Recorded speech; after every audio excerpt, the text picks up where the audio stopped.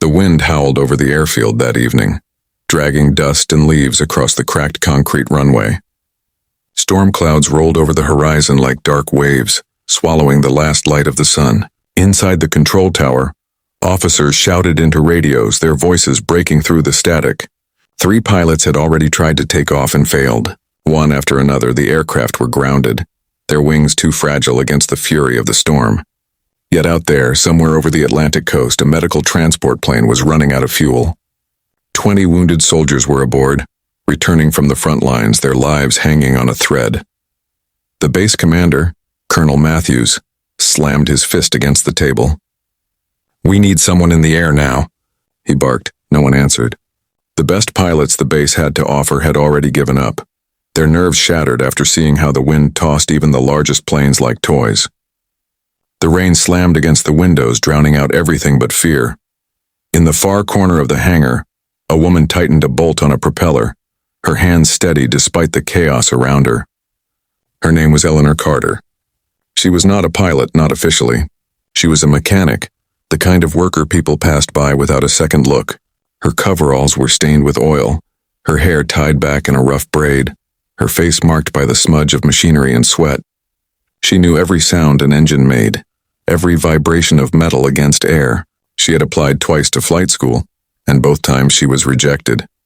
The reason was always the same: she was a woman. Eleanor had learned to hide the sting of rejection behind a calm smile.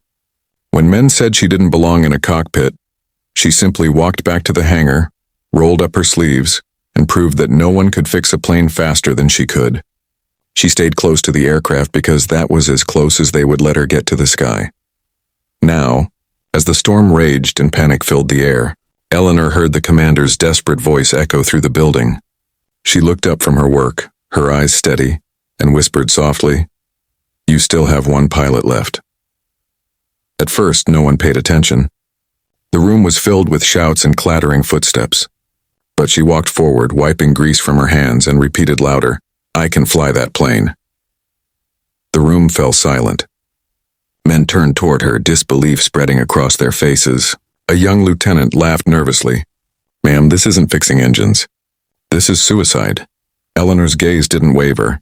"You've got wounded men out there. If nobody else will go, I will." Colonel Matthews frowned. His jaw was tight, his uniform soaked with rain that had blown in through the open hangar doors. He studied her for a long moment, then said in a low voice, "You're not a registered pilot." If I crash," she interrupted. "At least someone tried." Silence again. The thunder outside growled like an impatient beast.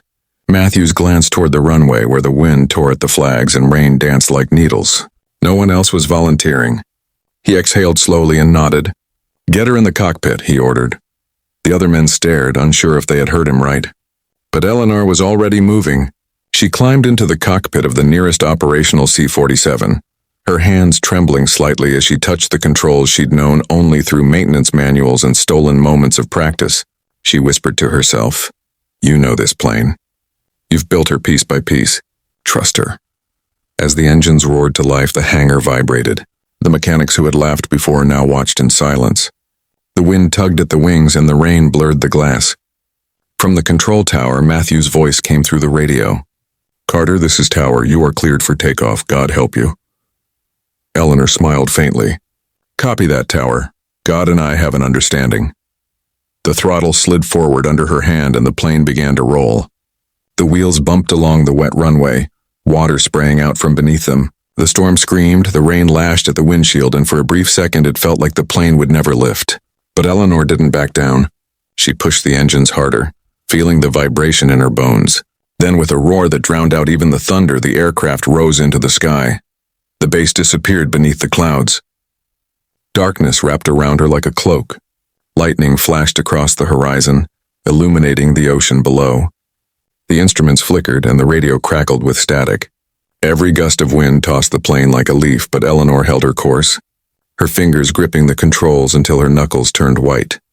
She thought about the 20 soldiers waiting out there, their lives depending on her.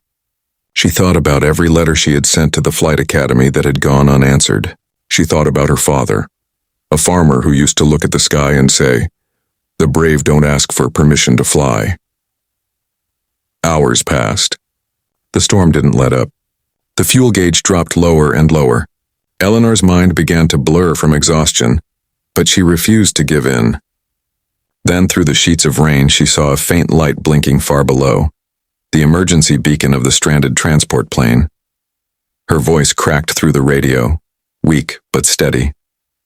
"This is Carter. I have them in sight." Inside the transport, the crew couldn't believe what they heard. They had been expecting a rescue helicopter, maybe another squadron, certainly not a single C-47 flown by a mechanic. But when they saw her plane descending through the storm, their disbelief turned to awe. Eleanor circled them, fighting the wind, guiding them toward a patch of coastline clear enough for an emergency landing. Her calm voice over the radio gave them courage. "Keep your flaps steady. Follow my lead. Don't lose altitude." Every second felt like an eternity. Rain pounded the fuselage, lightning split the sky, and the world seemed to tilt between life and death. But slowly, impossibly, the two planes descended through the storm together. The coastline appeared beneath them, lit by a single flickering lighthouse. Eleanor touched down first, the wheels skidding across the drenched runway. The plane bounced once, twice, then steadied. Behind her, the transport plane followed, slamming hard but landing safely. For a long moment, there was only the sound of rain on metal and the deep breath of survival. She cut the engines and sat in silence, her chest rising and falling. Her hands trembled. Then the radio crackled again. A voice hoarse with relief said, "You did it, Carter. You saved them." She laughed softly, tears mixing with the sweat on her face. "We did it," she whispered. When she stepped out of the cockpit, the world was quiet except for the rain. The wounded soldiers were being carried off the transport plane, wrapped in blankets, their eyes wide with disbelief as they looked at the woman who had brought them home. Colonel Matthews approached her slowly, his boots splashing through the puddles. He stopped in front of her, soaked and speechless. For a long time, he said nothing. Then he raised his hand in a salute. Eleanor blinked, unsure what to do. The men around them followed the commander's lead, one by one until the entire airfield stood silent, saluting the mechanic who had become their savior. The next morning, as sunlight broke through the clouds, the newspapers reported the rescue mission, but left her name out. The official report credited an unregistered pilot. Eleanor didn't care. She went back to the hangar, tied her braid again, and started cleaning the mud from the aircraft's landing gear. A week later, she was summoned to the commander's office. Colonel Matthews stood by the window reading a letter. He looked up and said, "They're reopening your flight application." Eleanor smiled faintly. "Third time's the charm?" He shook his head. "No, Carter. You're not applying anymore. You're being commissioned." He handed her the letter. At the bottom was a single line. "Effective immediately, Eleanor Carter is to be recognized as a qualified pilot of the United States Army Air Forces." For a moment, she couldn't speak. Her fingers trembled as she held the paper.